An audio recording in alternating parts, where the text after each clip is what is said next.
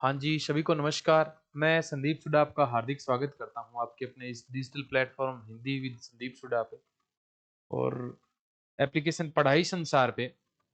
अपने जो second grade की भर्ती है, उसमें गोदान उपन्यास अब की बार नया लगा है। बच्चों ने पहले गोदान उपन्यास के बारे में नहीं सुना होगा या फिर सुना होगा और सुना होगा क्या है, बहुत बार सुना होगा क्योंकि हिंदी साहित्य का पर्यायवाची माना जाता है। वो बड़ा अभागा होता है जिसने ये गोदान न पढ़ा हो। तो इतना शानदार उपन्यास है, प्रेमचंद जी द्वारा लिखा गया। अब जो कई बच्चों के मेरे पास कॉल आ रहे, सर कि अपने गोदान में प्रश्न कैसे पूछे जाते हैं। अब इतनी बड़ी किताब है, जो 300 पेज की किताब है, उन 300 पेज की किताब से प्रश्न कैसे निकाले, कैसे तैयार करें उनको। तो आपकी जानकारी के लिए ये वीडियो बनाया मैंने। अभी मैं असिस्टेंट प्रोफेसर भर्ती में जितने भी गोदान के प्रश्न आए हैं ना, वो प्रश्न मैं आपको दिखाता हूं यहाँ, क्योंकि आपको ये ढूंढने की जरूरत नहीं पड़ेगी इधर उधर। मैं सारे प्रश्न एक साथ यहाँ निकाल कर आपके सामने प्रस्तुत कर रहा हूं। तो ऐसे प्रश्न पूछे जाएंगे। तो जब भी आप ये वीडियो देख लोगे, तो वीडियो के बाद में जब गोदान उपन्यास पढ़ोगे, तो आपको समझ में आ जाएगा कि कहां से कैसे प्रश्न पूछे जाते हैं। हम आपके लिए इतनी मेहनत करते हैं, आपका दायित्व बनता है कि आप हमारे चैनल को सब्सक्राइब करके इस वीडियो को ज्यादा से ज्यादा शेयर करें भाई। हम आपके लिए बड़ी मेहनत करते हैं भाई। बहुत सारे बच्चों के मैसेज आते हैं, मैसेज का रिप्लाई करके और हम क्या है कि उनकी समस्या का समाधान करते हैं। लेकिन बच्चे क्या है कि वीडियो देख के और सीधा सही चले जाते हैं बस। आपका दायित्व बनता है कि ये वीडियो अपने दोस्तों को, अपने जानकारों को, अपने साथ तैयारी करने वालों को शेयर जरूर करना, क्योंकि ये बहुत फायदा होगा। सबको समझ में आ जाएगा कि प्रश्न कैसे पूछे जाते हैं। जैसे ये पेपर में प्रश्न आया था, ये जो प्रश्न आया था, ये असिस्टेंट प्रोफेसर 2015 से शुरू करते हैं अपने। 2015 की भर्ती वाला जो प्रश्न था, वो आया था, वो वाला शुरू करते हैं। थोड़ा मोबाइल की क्वालिटी है थोड़ी सी बढ़ा लेना, ताकि कहे कि ये प्रश्न आपको आसानी से दिख जाए। हाँ जी। गोदान का गोबर किस वर्ग का प्रतिनिधित्व करता है। कई बच्चों को तो ये भी पता नहीं है कि गोदान का गोबर क्या है। ये गोबर व्यक्तित्व है, एक एक पात्र का नाम है। होरी के पुत्र का नाम गोवर्धन, और गोवर्धन से जो घर वाले उनको क्या बोलते हैं, उनको उनको गोबर बोलते हैं। तो गोदान का ये जो गोबर पात्र है, ये किस वर्ग का प्रतिनिधित्व करता है, ये प्रश्न था। सामंतशाही को चुपचाप सहन करने वाले वर्ग का, ये तो नहीं करता भाई। रूढ़िवादी परंपरा को मानने वाला, वो रूढ़िवादी परंपरा को भी नहीं मानता है। समाज सेवा करने वाले वर्ग का, वो ऐसे समाज सेवा भी नहीं करता है। रूढ़ी विरोधी नई पीढ़ी के किसान, और वो भी युवक का। रूढ़ी विरोधी जो किसान युवक है ना, जो जमींदारों की, जो कह सकते हैं जागीरदारों की, सॉरी, जागीरदारों की जो कह सकते हैं रूढ़िवादिता ग्रहण नहीं कर पाते और विरोध करते हैं, वो उस वर्ग का प्रतिनिधित्व करता है। ऐसे प्रश्न पूछे जाएंगे आपके। आपके प्रश्न ऐसे पूछे जाएंगे। गोदान का कौन सा पात्र प्रेमचंद के प्रगतिशील विचारों का वाहक माना जाता है। प्रेमचंद की जो सोच है, वो सोच लेके कौन सा ऐसा पत्र आया है इस उपन्यास में। अब आपको बता दूं मैं कि ये जो आप 10 12 8 प्रश्न करोगे ना, तो इनमें से एक प्रश्न तो आपको हूबहू सेकंड ग्रेड के पेपर में मिल जाएगा भाई। मैं आज ही बता रहा हूं, आज ही बता रहा हूं, नोट कर लेना भले ही। आज ही बता रहा हूं, 2025-26 का जो सेकंड ग्रेड का पेपर होगा, उसमें आपके हूबहू यही मिल जाएगा। एक प्रश्न तो जो मैं आपको 8 9 प्रश्न करवा रहा हूं, उनमें से मिल जाएगा, क्योंकि लगभग प्रश्न एक दो तो रिपीट होते हैं, और गोदान का तो पक्का ही रिपीट होगा। देख लेना, आज जो घोषणा कर रहा हूं, अपने सेकंड ग्रेड का पेपर होगा, उसके बाद में देख लेना आप। दूसरा प्रश्न है कि प्रेमचंद के प्रगतिशील विचारों का वाहक माना जाता है। तो होरी प्रगतिशील विचार नहीं है, वो तो रूढ़िवादी किसान है। मिस्टर खन्ना भी नहीं है, ये ओंकारनाथ भी नहीं है। ये जो प्रोफेसर मेहता है ना, ये जो प्रोफेसर मेहता है, ये प्रेमचंद के प्रगतिशील विचारों का वाहक माना जाता है। ऐसे प्रश्न आएंगे। ऐसे प्रश्न कैसे सही होंगे, जब आप गोदान पूरा उपन्यास पढ़ेंगे। और एक बार पढ़ लेने से गोदान याद नहीं हो जाएगा, मैं आपको फिर बता दूं। गोदान याद होगा कम से कम उसको 5 बार पढ़ोगे तब, और वो भी अंडरलाइन करके अच्छे ढंग से याद कर लोगे प्रत्येक लाइन। पंक्तियां पूछी जाती है। अब अभी अपने करेंगे कि उसमें पंक्तियां कैसे पूछी जाती है, पंक्तियां भी पूछी जाती है। असिस्टेंट प्रोफेसर के लिए भी ये वीडियो है। असिस्टेंट प्रोफेसर में भी इसका एक दो प्रश्न है वो रिपीट हो जाएगा, देख लेना। दूसरा प्रश्न है, गोदान का कौन सा पत्र प्रेमचंद के प्रगतिशील विचारों का वाहक माना जाता है? तो प्रोफेसर मेहता जो है ना, वो प्रेमचंद के प्रगतिशील विचारों का वाहक माना जाता है। अगला अपने प्रश्न करते हैं। अगला अपने प्रश्न करते हैं, वो है 2020 का पेपर है, जो ये 2020 का पेपर है ना, ये अपने देखते हैं। 2020 का जो पेपर हुआ था उसमें क्या है कि मेरिट से, उम्मीद से बढ़कर मेरिट गई थी, और पेपर भी उम्मीद से बढ़कर टफ आया था। उम्मीद से बढ़कर ही टफ पेपर आया था, लेकिन फिर भी मेरिट थोड़ी ज्यादा ही गई थी। प्रश्न देखो, मालती बाहर से तितली है, भीतर से मधुमक्खी। मालती के व्यक्तित्व के संबंध में यह टिप्पणी किसकी है? मेहता की है, लेखक की है, खन्ना की है, या राय साहब की है? अब ये भी याद रखना कि यहां लेखक का मतलब मुंशी प्रेमचंद है। प्रेमचंद जी, कवि प्रेमचंद जी स्वयं है। तो जब मालती का व्यक्तित्व आता ना, उससे पहले अब ये मेहता ने भी नहीं कहा, ये खन्ना ने भी नहीं कहा, ये राय साहब ने भी नहीं कहा, ये किसने कहा? ये लेखक ने कहा है। और लेखक कौन है यहाँ? यहाँ प्रेमचंद है। ऐसे प्रश्न आते हैं भाई। ये कथन है उसके अंदर दिया हुआ है, तो उसमें कथन है, उपन्यासकार का ही कथन है ये। तो मालती जो पत्र है, वो शहरी जो पत्र है, वो बाहर से तितली है, भीतर से मधुमक्खी है, वो चुभने वाली है वो ये कथन किसने कहा है? तो ये कथन किसने कहा है? लेखक ने कहा है स्वयं। स्क्रीनशॉट ले लेना, ये पेपर में प्रश्न आने वाला है भाई, बहुत महत्वपूर्ण प्रश्न है ऐसे तो। ठीक है ना, तो ये याद कर लेना, ये कौन सा है? तो ये लेखक आएगा इसका उत्तर।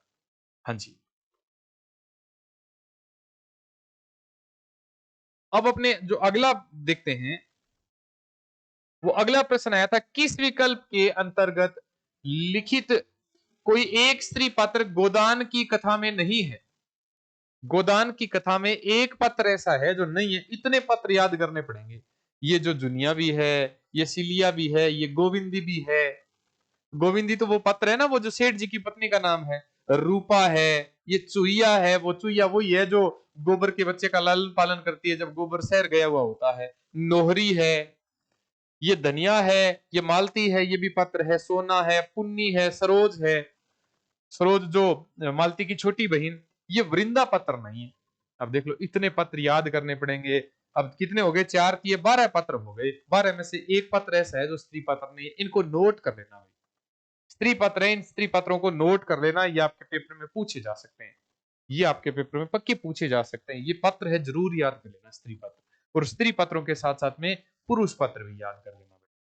ठीक है, कौन क्या है, कौन क्या है ये भी याद कर लेना। स्त्री पत्रों में तो आ गए, पुरुष पत्र वो भी याद कर लेना। कौन किसका प्रतिनिधित्व करता है, कौन कैसा व्यवहार करता है, कौन क्या काम करता है, सब आपको याद करना है। ठीक है, तो अगला प्रश्न है ये वाला। अब अगला देखो, इससे अगला ये वृंदा पत्र है, ये अपने नहीं है, बाकी सारे के सारे पत्र आ जाएंगे इसमें।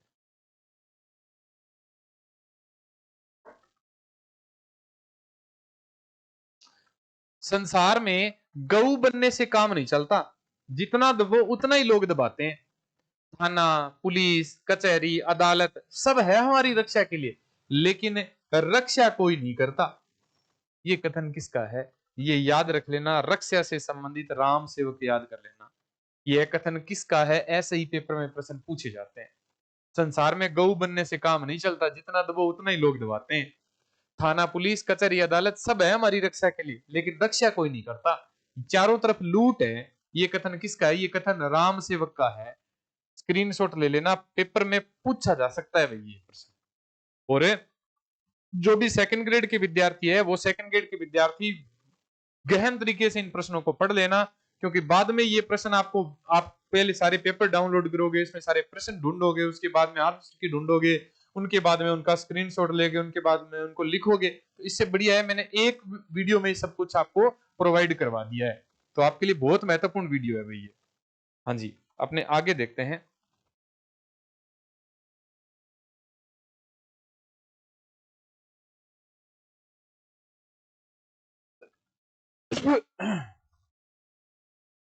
अब अपने वीडियो देखते हैं। अब प्रश्न पढ़ते हैं अपने 2023 का जो असिस्टेंट प्रोफेसर का पेपर हुआ था, उसमें पढ़ते हैं अपने प्रश्न। उसमें एक प्रश्न है, देखो ये वाला आया था।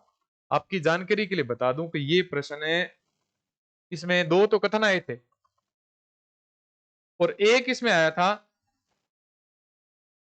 सत्य असत्य वाला कथन आया था। दो क्या है कि पात्रों के कथन आए थे। चिरस्थायी जीर्णावस्था, थोड़ा सा और जूम कर देता हूं मैं।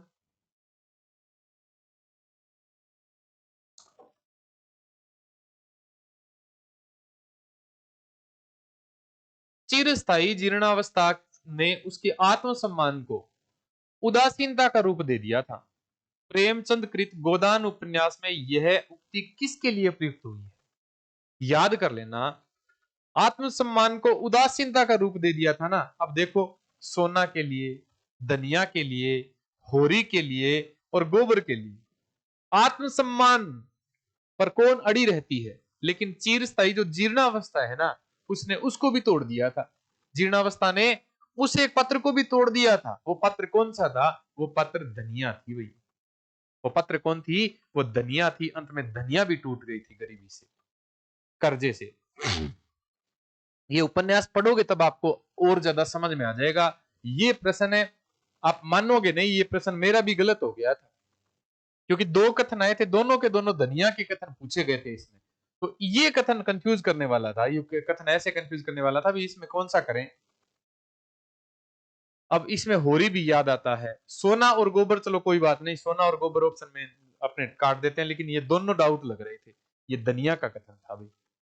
बहुत महत्वपूर्ण प्रश्न है ये, इसका भी स्क्रीनशॉट ले लेना भाई, आपके एग्जाम के लिए बड़ा काम का प्रश्न है ये। अगला देखते हैं। अब देखो, अभी प्रश्न आया है दूसरा, अगला जो प्रश्न है वो प्रश्न देखो फिर आया है, और वो अब की बार घूम के आया है।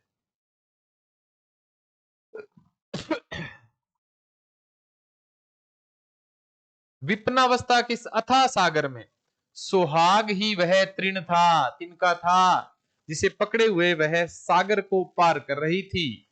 गोदान से उद्धृत यह कथन किसके विषय में है? सुहाग ही वह तृण या तिनका था जिसे पकड़े हुए वह सागर को पार कर रही थी। घमंड क्या है था उसका? उसका अहंकार क्या था? उसका स्वाभिमान क्या था? उसका पति था, और वो ये बुझड़ गया था अंत में। किसका पति? धनिया का पति।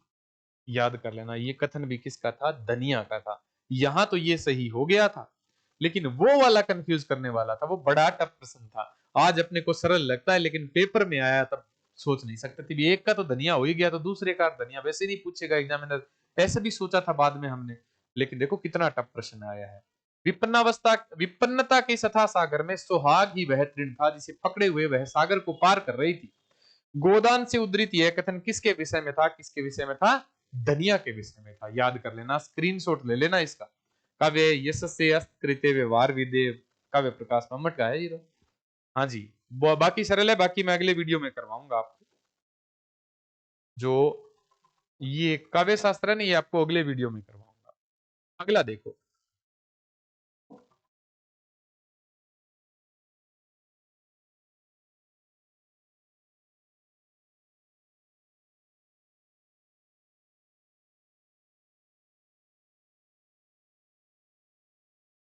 गोदान में कौन सी प्रवृत्ति नहीं है? अब गोदान उपन्यास पूरा पढ़ें, उसके बाद में उनकी प्रवृत्तियों का अध्ययन करें, उसके बाद में कौन सी प्रवृत्ति नहीं है उसका भी अध्ययन करना पड़ेगा। देखो, किस्सा गोई में घटनाओं के स्थान पर मनोवैज्ञानिक स्थितियों से दीप्त मानवीय व्यापार का अंकन। धर्मवीरू मील मालिक का, मिल मालिक का अंकन, धर्मवीरू। शोषक वर्ग का चित्रण और अंतरजातीय विवाह की समस्या का अंकन। अंतरजातीय विवाह की समस्या का अंकन। अब देखो इसमें कौन सा उत्तर सही हुआ है? तो इसमें उत्तर सही हुआ है धर्मवीरू मील मालिक का अंकन। ये नहीं है उसमें, धर्मवीरू नहीं है वो, मील मालिक।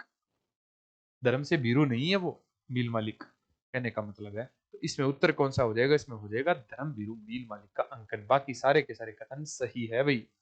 आप ऐसे उम्मीद मत करना कि कथन पूछा जाएगा सही कथन छांटिए, पूछा जाता है गलत कथन छांटिए, असंगत कथन छांटिए, कौन सी प्रवृत्ति नहीं है, असुमेलित छांटिए, अशुद्ध छांटिए। असत्य छांटिए, ऐसे प्रश्न पूछे जाते हैं। देखो ऐसे ही आएंगे आपके भी सेकंड ग्रेड में, ऐसे ही प्रश्न आएंगे। और उम्मीद तो करते हैं एक प्रश्न तो आपका रिपीट ही हो जाएगा। हाँ जी, अपने आगे बढ़ते हैं। संस्कृत शिक्षा विभाग का पेपर, ये संस्कृत शिक्षा विभाग कॉलेज लेक्चरर का पेपर था।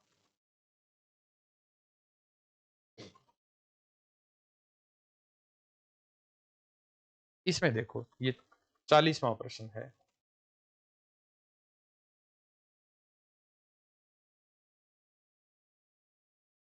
40वां प्रश्न क्या कहता है? गोदान उपन्यास के संबंध में असंगत विकल्प है। महाजनी सभ्यता का अंकन हुआ है इसमें, भाषा का वैविध्य है, किसान की मजदूर में परिणति है, नगरीय जीवन का प्रामाणिक और पर्याप्त चित्रण है। अब देखो महाजनी सभ्यता का अंकन है उसमें, भाषा का वैविध्य है उसमें, किसान की मजदूर में परिणति है उसमें, लेकिन नगरीय जीवन का प्रामाणिक चित्रण नहीं है। खास करे ये चित्रण नहीं है भाई, पर्याप्त चित्रण नहीं है उसमें। पर्याप्त चित्रण किसका मिलता है? ग्रामीण जीवन का मिलता है भाई। शहरी जीवन का ना मिलकर किसका मिलता है? ग्रामीण जीवन का मिलता है। तो ये वाले प्रश्न है, ये 9 प्रश्न अगर आप देख लोगे ढंग से, ये 9 के 9 प्रश्न कहां पूछे गए हैं? ये असिस्टेंट प्रोफेसर में पूछे गए हैं। अब आपको बताऊं कि गोदान उपन्यास कैसे पढ़ना है। गोदान उपन्यास पहले पूरा पढ़ लो उसको अच्छे ढंग से, फिर उसके बाद में उनके स्त्री पात्र अलग निकाल लो, पुरुष पात्र अलग निकाल लो, उसके बाद में ग्रामीण स्त्री पात्र अलग निकाल लो, फिर उसके बाद में शहरी स्त्री पात्र अलग निकाल लो, शहरी पुरुष पात्र अलग निकाल लो, शहरी ग्रामीण पात्र है वो जो ग्रामीण पुरुष पात्र है वो अलग निकाल लो, फिर कौन कौन से कथन किसके हैं वो निकाल लो। ज्यादा नहीं तो कम से कम 1 वीक तो चाहिएगा भाई। इस गोदान को याद करने के लिए 1 वीक तो भाई चलता ही है। 1 वीक में याद कर लो तो बहुत अच्छी बात है। और आप ऐसे सोचते हो कि गोदान को छोड़ देंगे, नहीं। अगर आपके सिलेबस में लगता है तो कोई माई का लाल ही नहीं हटा सकता इस प्रश्नों को। एक प्रश्न तो पक्का ही पूछा जाए, 1 से 2 प्रश्न पूछेंगे हम। सर आप सोचते हो कि सर 2 प्रश्न पूछेंगे 1 हफ्ता खराब करेंगे, अरे एक प्रश्न के लिए पूरी जिंदगी खराब हो जाती है लोगों की। आपके तो 2 प्रश्न सही हो रहे हैं। कई बच्चे तो एक प्रश्न गलत करके पता नहीं नौकरी की दौड़ से बाहर हो जाते हैं, वो पूरी जिंदगी भर मलाल रहते हैं कि हम पॉइंटों से रह गए थे, पॉइंटों से रह गए थे, वो एक प्रश्न ही तो था।